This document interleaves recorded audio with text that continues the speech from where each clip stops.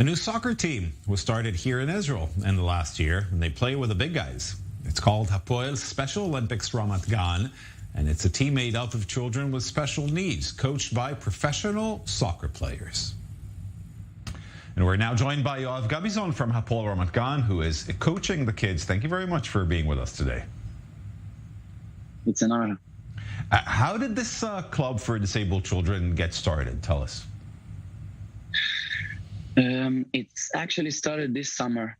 The CEO talked to me and told me that they wanted to do something with kids with special needs, and I think the idea came really fast.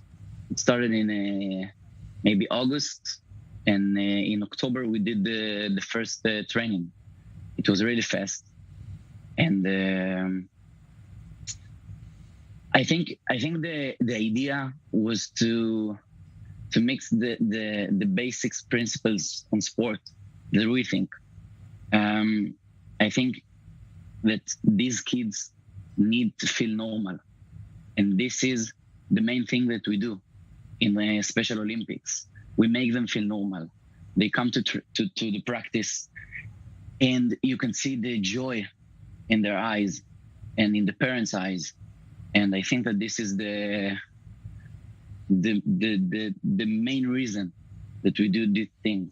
Tell us a little bit about the children. What sort of disabilities do they have? We're seeing pictures of them as we speak. Or what sort of special needs do you encounter there? We have two types of disabilities in our club, in our team. Behavior mental disabilities and ASD and autism. I think it's mental disabilities, but it's more of physical disabilities. Each kid and his own disability, but the main disability is our physical disability. Yeah, and how did you get involved? I know there's many players, of course, in your team, and I understand that the manager wanted to do something with disabled children. Why did he turn to you? He knew that you have a passion for helping people or for coaching. First of all, I'm a soccer player 11 years in Hapoel Ramat, so I know the people and the system very good. And I train kids in Hapoel Ramat for 3 years already.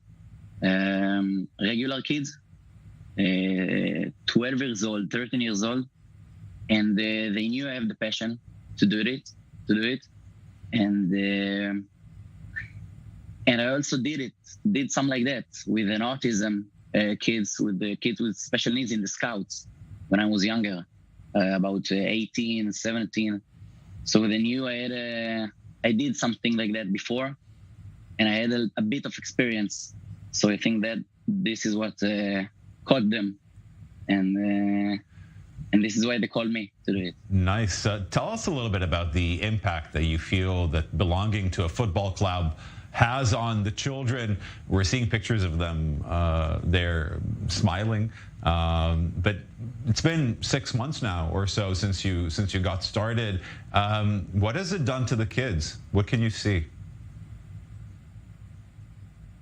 First of all, I think that they get a little bit better.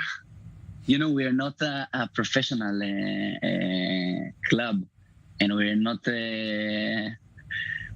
think that we're gonna win some championship.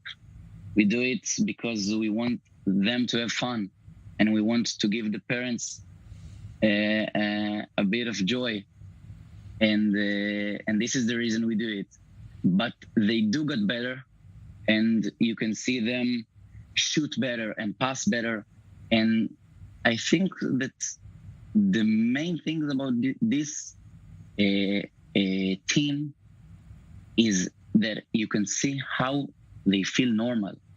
They around kids just like them in their level, and they run and they play and they pass the ball and they score goals, and you can see how the excitement on their faces, and it makes you feel. I always tell my parents, you know, I'm a bit of a kid too, and I come home and I tell my parents that the practice was tough, you know, the mental and they need the attention all the time. I mean, an hour and a half that you need to give them the attention. They cannot stay alone, and it's tough.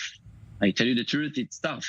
But when I finish the training, and you see the kids, and we do the moral in the end of the training, and the team moral, and when you see the parents, and when they tell you how much they're happy from this thing that we do, and when you see the kids that come to the games of the first team, I think it's worth it all. Amazing. Definitely. You're saying that they're getting better. I'll go as far as saying, have you learned any special moves from the kids on the field? Have you? I think I am. Yes, sure.